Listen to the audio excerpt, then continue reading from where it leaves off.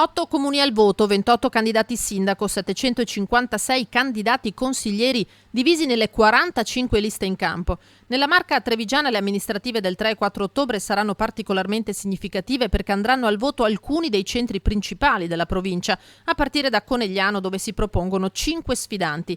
Piero Garbellotto, candidato di una parte di centrodestra, Lega e Fratelli d'Italia, l'ex sindaco Fabio Chies, sostenuto da Forza Italia, Francesca Di Gaspero per il centro-sinistra, Lorenzo Damiano dei Pescatori di Pace e, sorpresa dell'ultimo minuto, Antonio Quarta della lista civica Parè.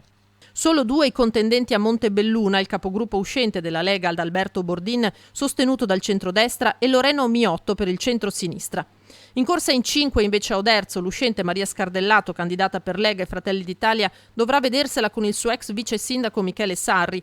PD e Movimento 5 Stelle uniti a favore di Marco De Blasis, mentre Marco Drusiana e Tino Alescio corrono con delle civiche.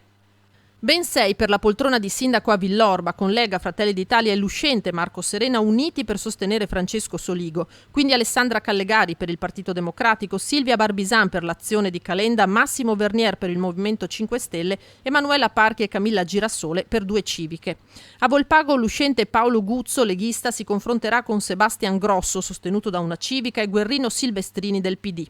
Centrodestra diviso a Cordignano, dove Alessandro Bizzi, in corsa per il secondo mandato, se la vedrà con il suo ex assessore e già primo cittadino Roberto Campagna e con Luca De Re. A caccia della riconferma a Porto Buffolè anche Andrea Susana del centrodestra contro Jennifer Gola e Nicola Vianello.